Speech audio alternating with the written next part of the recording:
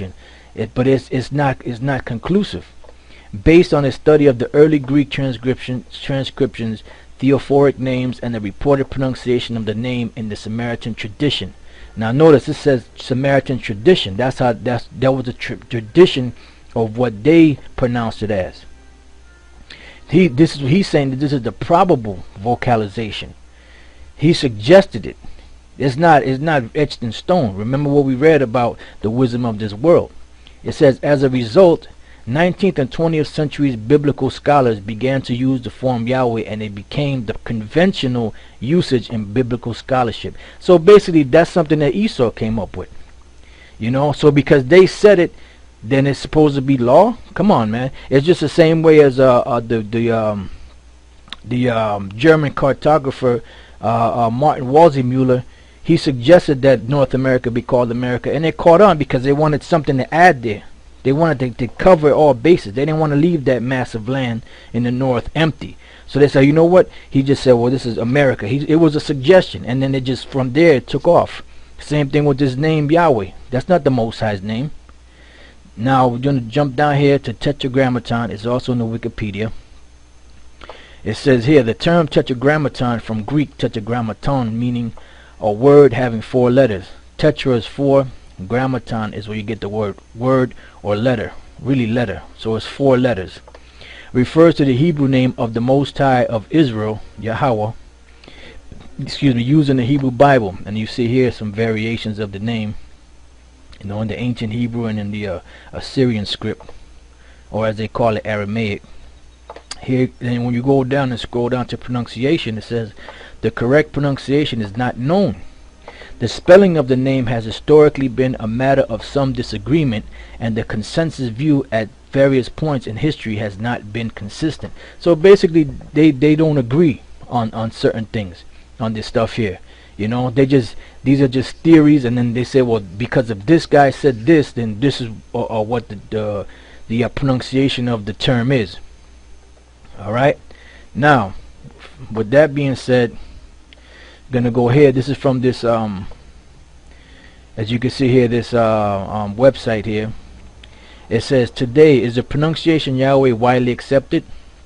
Now, there's 2 main sources that these so-called scholars and these so-called people that pronounce the name of the Most High Yahweh go back to, and the 2 main sources is Clement and Theodoret, which is two Jakes that lived, one in the 3rd century, I believe it was, and the other one in the 5th century, AD, if I'm not mistaken on the dates. But this is what it says about this guy Clement. Well, it says, those who believe that Yahweh is the correct vocalization of the name usually quote Clement and Theodoret. The testimony of Clement of Alexandria appeared very late, around 200 CE. Furthermore, as he explained that the Most High's name, and you got some letters here, may be translated into the one who is and who will be, it appears that, there goes the letters again, is more a theological pronunciation than philological.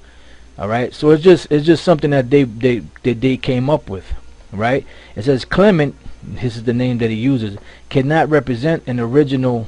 Clement's, this name here cannot represent the original God's name for the following reason. In spite of his claim about God's name, Clement did not believe that the Most High had a proper name.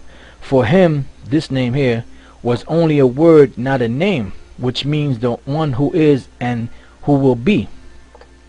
It says another example of the same confusion comes from the Irenaeus of Lyons, which is another person that lived around the same time period, who believed that this word here, Iao in Greek, in Latin meant Lord in primitive Hebrew against heresy, blah blah blah, and he esteemed that the use of this Hebrew word to denote the name of the unknown Father was intended to impress gullible minds in worship of mysteries. And that's all they did, man. They just threw some stuff together. It sounded good, and people just gobbled it up because people are looking for some type of closure. They don't like the fact that certain things are mysteries to them. So when somebody comes up and so-called reveals a mystery, then they just want to accept it. It says, a remark from the book of Theodoret, now this is the other guy, is very often quoted to support the pronunciation Yahweh. That's what they keep saying. Because of the following sentence. The name of God is pronounced, got them letters there. This remark is true, but Theodorus specified that he spoke about Samaritans, and he added the Jews pronounced his name Aya, or whatever, however you pronounce that. Right? Now, remember what it said about the Samaritans, that the pronunciation that the Samaritans have is basically based on tradition.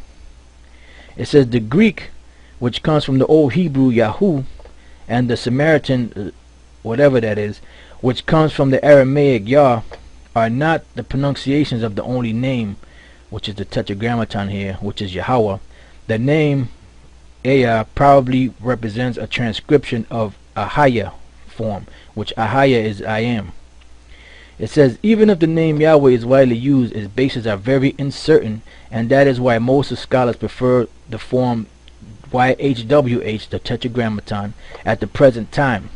These are two main trends among scholars. The first ones are those who think that the form YHWH is equivalent to its etymology, he is, and they obtain the form Yahweh, Yahweh, etc. The second one are those who try to read this name only on the philology. For example, the French erudite Antoine Favre d'Olivet used